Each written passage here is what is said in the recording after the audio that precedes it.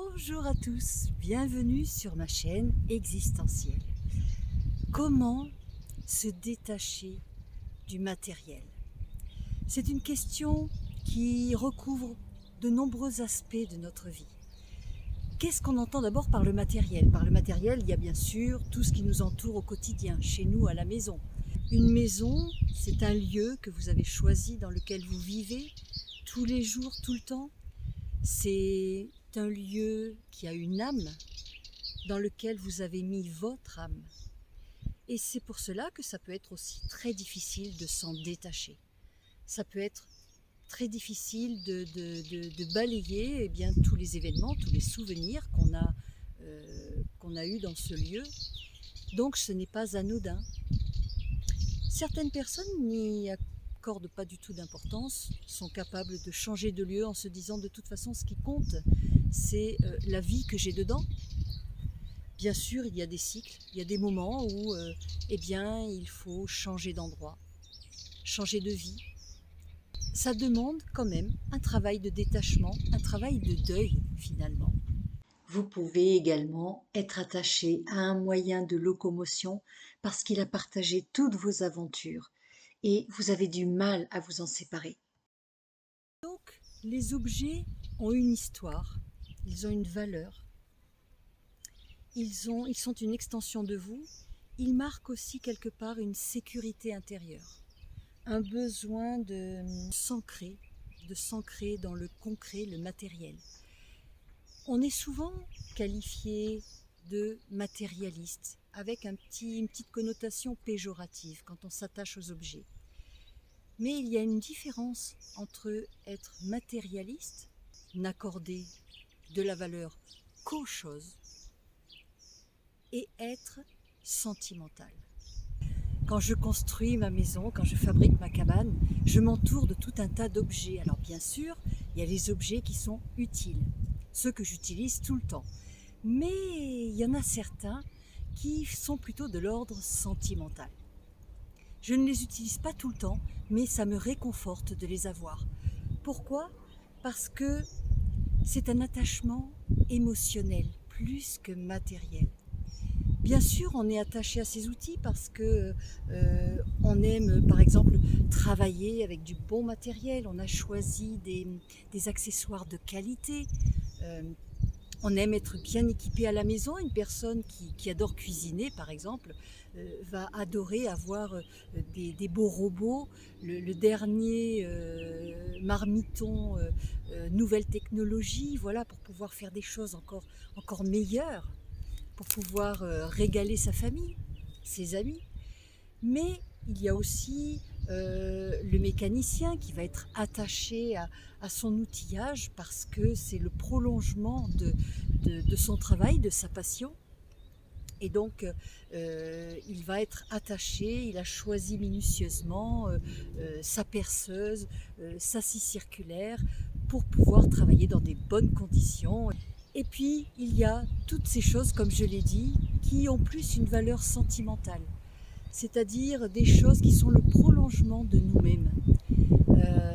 Ça n'a pas de valeur matérielle, financière en soi, bien sûr, mais quelquefois c'est un attachement à une personne, ça peut être à un défunt par exemple, ça peut être à une période de sa vie, une séquence de sa vie, un souvenir indélébile, inoubliable. Donc même si pour certains c'est un objet anodin, qui ressemble à rien, qui est moche, qui est encombrant, qui prend la poussière peut-être, eh bien pour vous, ça va avoir une autre dimension. Et ça ne s'explique pas. C'est vraiment quelque chose qu'on ressent au plus profond de soi. Et il n'y a même pas de discussion à avoir. Par exemple, moi je sais que si demain je devais perdre ou vendre toute ma maison, j'arrive à me détacher de beaucoup d'objets, de beaucoup de choses utiles en général. Par contre, les objets vraiment de l'ordre de ma passion pour tout ce qui est spirituel, les livres, j'adore les livres, j'ai une bibliothèque, alors bien sûr je ne lis pas tout le temps, j'ai pas toujours le temps, ou, voilà, quand j'ai lu un livre je ne vais pas le relire immédiatement, mais je ne m'en débarrasse pas pour autant. Je ne m'en débarrasse pas en disant bon ben voilà, ça y est, je l'ai lu, ça ne sert plus à rien. Non, parce que ce livre m'a marqué, il a peut-être fait écho à des choses qui m'ont éveillée, qui ont titillé mon esprit, et j'accorde une valeur particulière à ce livre que j'ai trouvé passionnant et que je tiens à garder dans ma bibliothèque. Alors bien sûr, ça peut être encombrant une bibliothèque. À ce moment-là, voilà, se réserver un petit endroit, comme, comme un hôtel, un petit endroit précieux qui n'appartient qu'à vous et où vous pouvez conserver ces objets. Certains peuvent y voir du fétichisme, pourquoi pas?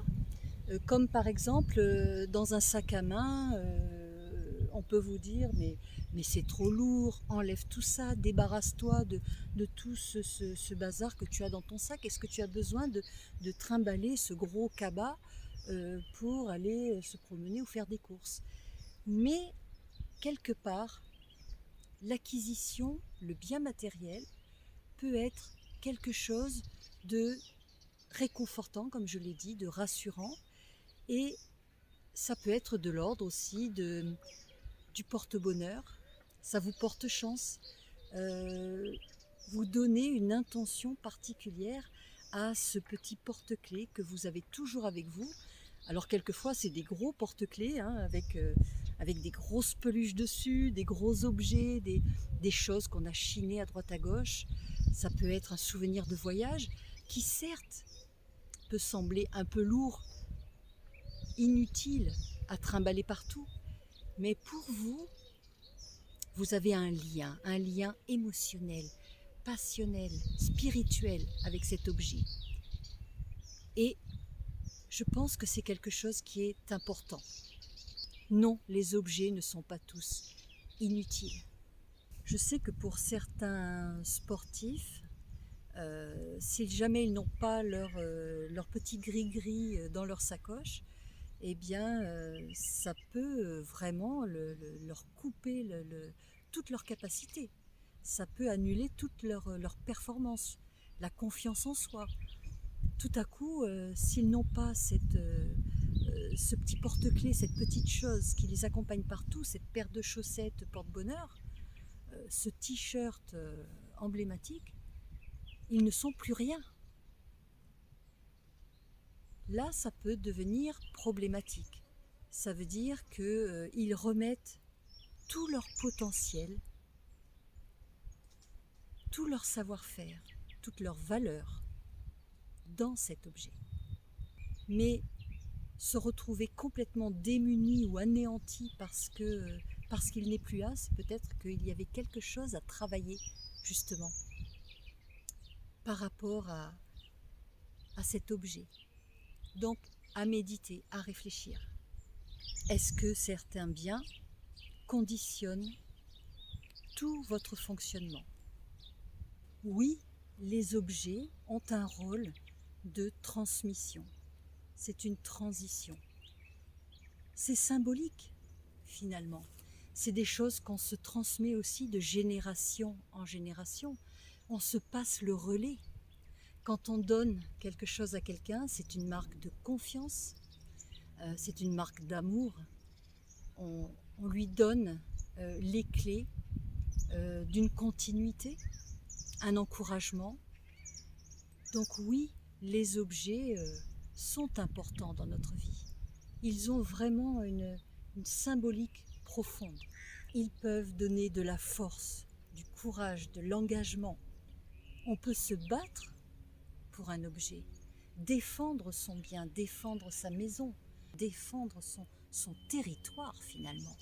Quand je défends ce qui m'appartient, quelque part, je protège mon territoire, je protège mon espace. Il y a bien et bien. C'est-à-dire que, bien sûr, il ne faut pas non plus que ça devienne pathologique. Il ne faut pas que ça devienne une obsession. Il ne faut pas que ça devienne extrême. Je pense notamment au rapport aux objets des collectionneurs. Avoir une passion, c'est très bien. Aimer la collection pour le plaisir de la découverte, pour la recherche, pour avoir un intérêt pour des beaux objets, des objets qui ont des histoires. Mais l'accumulation compulsive, c'est pas bon non plus. Parce qu'à ce moment-là, vous allez vous laisser complètement déborder, submerger par les objets, et vous pouvez vous perdre au milieu de toutes ces choses. Parce que s'il y en a trop, d'abord vous n'allez même plus regarder vos objets, et puis ils vont être noyés dans le trop-plein. Dans l'idée d'accumulation, on peut retrouver bien sûr à l'extrême le fameux syndrome de Diogène. Vous savez, ces personnes qui se retrouvent complètement submergées dans leur appartement avec tout un tas de détritus, d'objets qui s'accumulent jusqu'à ne plus laisser aucun espace vide. C'est un syndrome qui est vraiment profond, pathologique, grave, jusqu'au point où les gens ne jettent même plus leurs déchets. Donc il y a de l'ordre de la retenue de ce qui peut devenir toxique pour eux. Et ça peut être aussi dans l'excès d'accumulation, l'excès d'objets, d'acquisition. Toujours avoir, accumuler, encombrer, remplir. Finalement, c'est pour remplir quoi? C'est pour remplir son cœur. Peut-être c'est pour combler une solitude, combler un manque affectif. On revient un petit peu toujours à ce lien, à cette chose par rapport à l'affection, à ce qu'on ressent au fond de nous-mêmes. L'objet finalement n'est qu'une transition. Les enfants par exemple ont des doudous parce que justement c'est ce qui crée le lien avec la maman. Il y a l'odeur, il y a le toucher, le contact. Quand la maman s'absente, quand la famille s'absente, eh bien le doudou est toujours là, ça sécurise, ça rassure. C'est aussi un attachement qui progressivement va devoir se faire comme un deuil pour pouvoir grandir, devenir adulte, ne plus être dépendant de cet objet. D'ailleurs, quand les enfants le perdent, ça peut être profondément dramatique. Ils le vivent vraiment comme une petite mort. Ça peut être des drames, des pleurs. Et les parents se retrouvent dans des situations vraiment compliquées pour essayer de rassurer cet enfant qui vit vraiment une rupture douloureuse. Vu de l'extérieur, on peut se dire non mais attends, c'est juste un petit chouchou, c'est juste une petite peluche. Non, ce n'est pas juste une petite peluche. C'était son objet, son lien transitionnel. Et vous aussi, peut-être que vous avez encore chez vous des petits doudous qui ne disent pas leur nom, mais qui sont bien là et qui vous rattachent encore à votre lien maternel, familial, amoureux. Il y a aussi le fait de posséder pour avoir l'impression de se remplir. On manque de quelque chose, quelquefois un manque affectif tout simplement. Et le fait d'avoir des objets, d'acheter, d'avoir des biens, des choses tout le temps, ça peut être pour combler un manque, un vide à l'intérieur de soi. Donc ça peut venir d'une souffrance, peut-être quelquefois dans l'enfance, ça peut être tout simplement votre personnalité. Vous aimez vous entourer d'objets. S'entourer d'objets de luxe ou pas. Alors si on s'entoure d'objets très luxueux quelque part, est-ce que ce ne serait pas pour se donner de la valeur? Le besoin d'avoir un environnement clinquant, prestigieux, qui me permet de me sentir quelque part supérieur, valorisé par ceux qui m'entourent. Est-ce que j'ai besoin de ça pour me sentir plus grand, plus fort? Dans notre société moderne, c'est vrai que les choses prennent beaucoup de place, d'importance.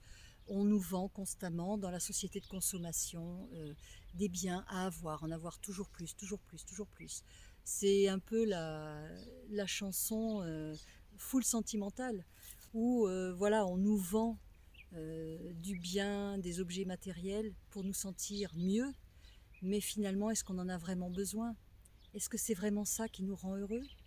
Est-ce que c'est vraiment posséder la dernière montre à la mode, le dernier ordinateur, dernier cri, le dernier téléphone que tout le monde s'arrache? Est-ce que c'est ça qui vraiment va transcender votre vie? Il y a un autre courant aussi, celui du minimalisme, donc où on prône le fait de se détacher de tous les objets superflus, de tout ce qui est pas indispensable dans une maison. Donc par exemple, pas de déco, pas de cadre, pas de... Vous savez, des espaces un peu aseptisés, comme on voit un peu dans les magazines finalement. Moi, ce que j'appelle des maisons de catalogue. Voilà, donc en soi, c'est vrai que le fait de trier, de ne pas avoir trop d'objets autour de soi, ça peut être reposant pour l'esprit. D'ailleurs, il y a des disciplines qui parlent de ça. Le fait d'éclaircir sa maison, d'éclaircir le matériel de sa maison, va éclaircir votre esprit, va alléger votre esprit. Être dans une pièce trop encombrée va vous gêner pour vous concentrer, va encombrer finalement votre perception des choses et votre cerveau. Mais trop de minimalisme peut être glacial aussi, peut être froid. Moi, je trouve que des maisons où vraiment il n'y a aucun superflu, aucune décoration, rien qui dépasse, quelque part c'est froid, c'est sans vie. Des maisons de catalogue, comme si on ne vit pas dedans, on ne les salit pas. Chaque chose est à sa place, tout est très carré, réfléchi, maîtrisé. Quelque part, on est dans le contrôle. Alors bien sûr, il ne faut pas être dans une maison trop encombrée, où là ça va être vraiment trop le bazar, et une maison trop épurée. On a deux extrêmes. L'extrême n'est jamais bien. Trouvez un juste milieu, voilà, entre ce qui vous fait du bien, les objets qui enjolivent votre quotidien, qui vous donnent du plaisir, du bonheur, de la joie, mais pas ne vivre que dans les objets. N'oublions pas que nous sommes d'abord au cœur de notre vie. Les objets sont des prolongements, des extensions de nous. Ils ne sont pas l'objet principal de notre vie. Voilà, donc apprendre à s'en détacher progressivement, si c'est compliqué. Et puis si on n'y arrive pas, ne pas se prendre la tête. Le garder, lui trouver une petite place. Et qui sait, il aura peut-être un destin incroyable, ce petit objet fétiche. Quelquefois, le fait de s'attacher aux objets peut être perçu aussi à l'extérieur par le fait d'être possessif. On dit non mais t'es égoïste, t'es possessif, vraiment, t'aimes pas prêter tes affaires, tu partages pas. Ça peut venir du fait justement que quand vous tenez à un objet, il est de l'ordre de votre intimité, il est personnel et vous n'aimez pas que quelqu'un d'autre le manipule. Ça peut être aussi parce qu'une fois vous avez fait preuve de gentillesse, de sympathie, vous l'avez prêté, on vous l'a rendu dans un mauvais état, tout simplement. Donc vous avez dit, à partir de maintenant, voilà, ce qui est à moi et non, je n'ai pas envie de prêter mes affaires. D'ailleurs, c'est problématique quelquefois, quand on est jeune, quand on est enfant, les parents ou à l'école, on nous dit toujours prête tes affaires, il faut prêter tes affaires, c'est pas bien de ne pas prêter à ton petit camarade. Mais chacun a son ressenti, parce que vous donnez de la valeur à cet objet, donc vous allez en prendre soin. La personne qui en a besoin et qui vous le demande, elle en a rien à faire de cet objet en fait. Donc elle ne va pas en prendre soin, elle va le maltraiter, elle va le casser, elle va peut-être vous le rendre sale. Et puis elle va dire oh c'est pas grave, c'est rien, je t'en rachèterai un autre. Mais non, j'ai pas envie qu'on m'en rachète un neuf. C'est celui-là, il a une histoire, c'est mon objet. J'ai pas envie qu'on le remplace par autre chose. Donc, c'est comme ça qu'on devient pas prêteur. Eh ben, c'est pas grave, j'assume. Pourquoi je le garde? Par habitude? Par flemme de ranger? Par peur de manquer? Pour parvenir à se détacher plus facilement, y aller étape par étape. Quand on est prêt, commencer à amorcer du tri, commencer à éloigner ou à donner ou à revendre certains objets, ses affaires, des affaires voilà, où on se dit bon bah ça c'est bon, je suis prête maintenant à me défaire de ça, ça ne me fera pas défaut, je l'ai gardé suffisamment longtemps pour m'en libérer. Une autre chose qu'on peut faire aussi pour se détacher progressivement, en douceur, à petite dose homéopathique, c'est par exemple à chaque fois que vous vous détachez d'un objet ancien, rajoutez-en un neuf. Ce qui fait que vous n'avez pas cette impression de vide et de manque. Je ne sais pas si ça vous est déjà arrivé, mais par exemple, moi, quand j'ai fait des puces, des bric-à-brac, des vides-greniers, au fur et à mesure du temps, sur le marché, sur les puces, les heures passent, et finalement, ce petit objet qui me fait de l'œil sur ma table, eh bien, je me dis non, je vais le garder encore un petit peu. Parce que j'ai fait la démarche, mais comme il ne part pas tout de suite, finalement, je me dis ça peut peut-être attendre encore un petit peu. Et là, c'est le sentimental, c'est l'émotionnel qui parle. Donc, quelquefois, il m'est arrivé de reprendre l'objet et de le remettre dans mon carton, dans ma voiture. Je m'en suis débarrassée plus tard, mais c'était peut-être encore un petit peu tôt pour celui-là. Alors que d'autres objets, bon, voilà, ça ne me fait ni chaud ni froid, j'arrive à trancher facilement. Donc dites-moi en commentaire si ça vous est arrivé quelquefois de vous débarrasser d'un objet, enfin d'essayer de vous débarrasser d'un objet, et finalement il revient, il reprend sa place. Dans la continuité de l'énergie des objets, je ne sais pas si ça vous est déjà arrivé d'avoir un petit objet bon, que vous trimballez depuis des années dans votre placard, et puis un jour vous dites bon, il y en a marre, cette fois-ci je m'en débarrasse pour de bon. Et comme par hasard, vous n'en avez jamais eu besoin depuis des années, le jour où vous vous en débarrassez, le lendemain, il vous fait défaut, il vous manque, vous en auriez eu besoin.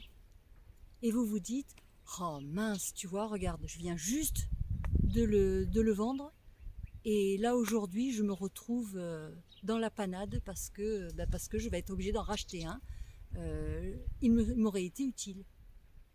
C'est étrange quand même. Donc je me dis, il doit se passer quelque chose avec les objets.